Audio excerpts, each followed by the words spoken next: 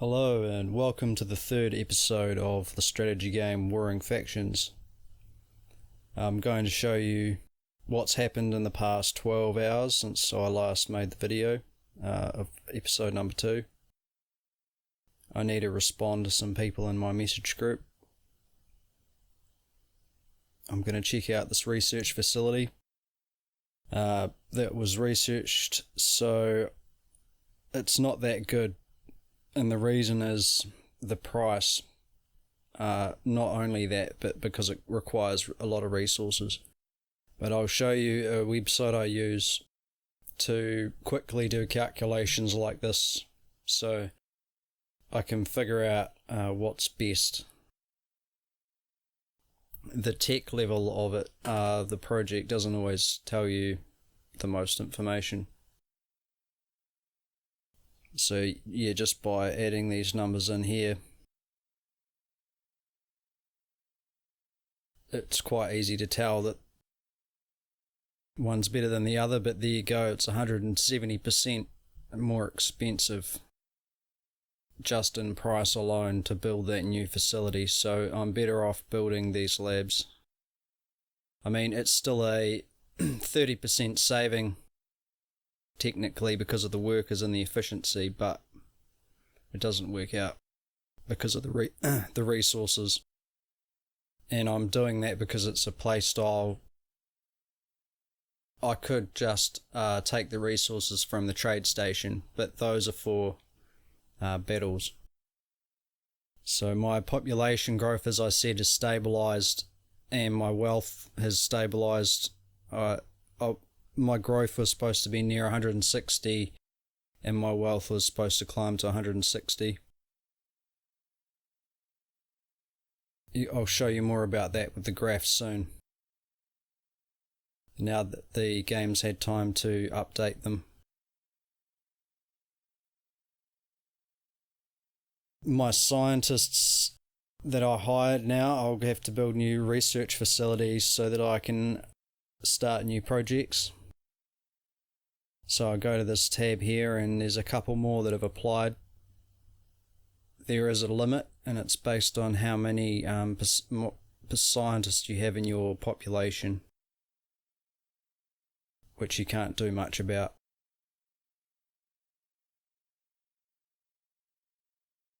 So then I'll go and actually construct the research facilities in the colony.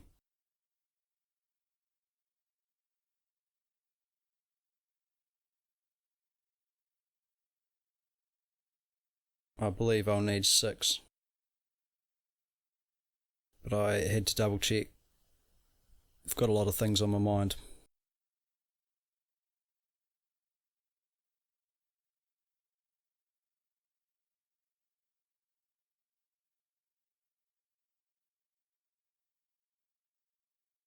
Now, back to the science tab. This is the page where you start new research projects, and then you just select one of your labs. It doesn't matter which colony it's in, they can use the internet.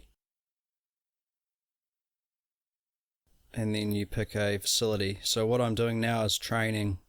I'm not trying to create projects that are any good because they're going to be bad. I just want to make my scientists better, so I use schools to train production.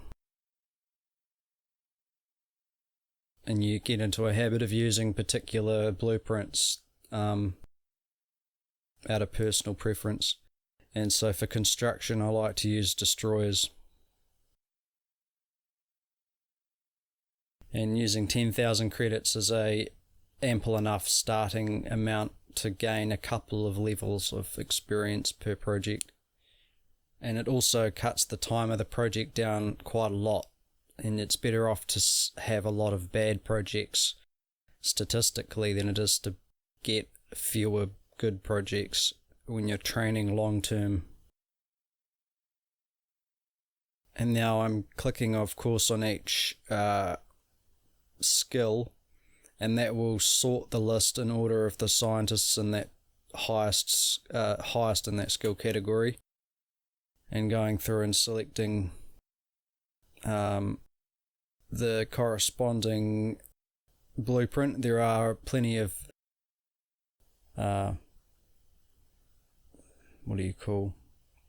guides that people have made in the game that you can find in the forum, telling you exactly what skills are trained by which project. But for now, you can just check out what I'm doing. It's pretty much a standard thing that I'll do. And the faster you can get in on a new round in a game, the higher chances you have of becoming the best scientist, or having the best technology, because you've got your scientist training more often than everyone else. And if you can log on to the game more often than other people, you're going to have a much better time in your battles, because your ships will be able to deal out more damage and take more damage. The guy with the leading scientist in this round, I believe, is Pick, and he's just recently stopped playing because they lost a key world, so I don't feel bad about giving up information about the last billion survivors from the last apocalypse in this round of this universe, so they can deal with it. But we're better off just using this as a learning curve to make a video from, I think, so deal with it. I'm giving away your secrets. We need new players. And yeah, traditionally when this game started, there was quite a few players, and people would guard research secrets jealously because they would figure them out by themselves. There was no one to tell them how to do anything. So here you can sort your scientists by their notes and categorize them into research teams based on which skill they're using. It's better to specialize them than generalize them, and then bring them together in projects later to do high value projects. And now, remembering I need to apply to my own faction, to the Empire, the Itty Bitty Kitty Committee.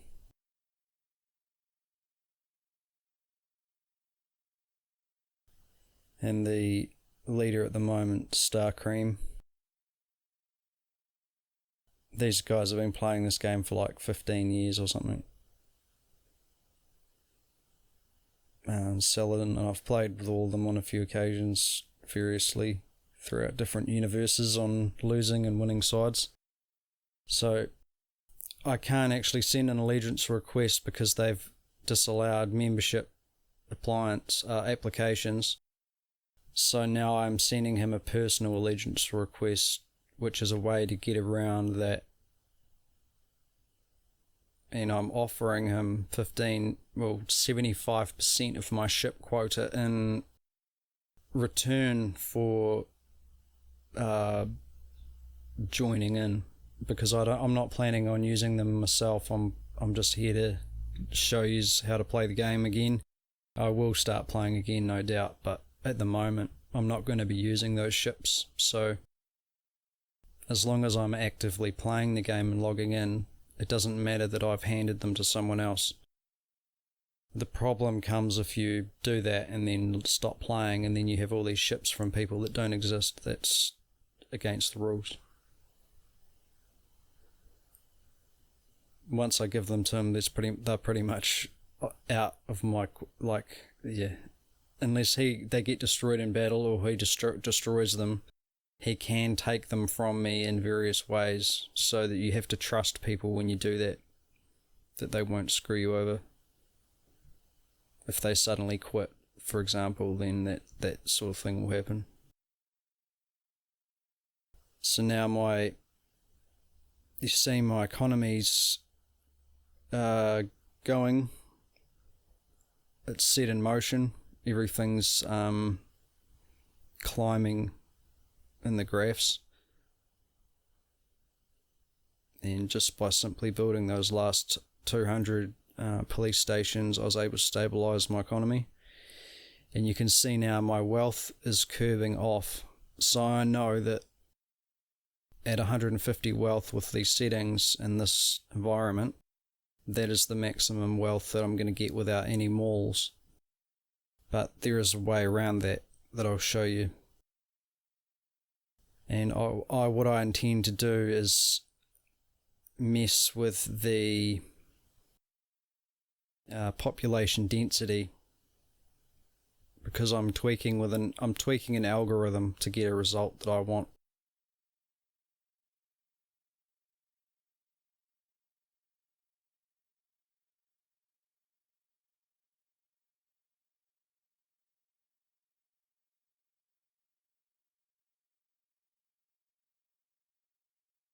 Now this is a few other colonies on this planet, and I'm going to show you my growth strategy compared to theirs and over the long term.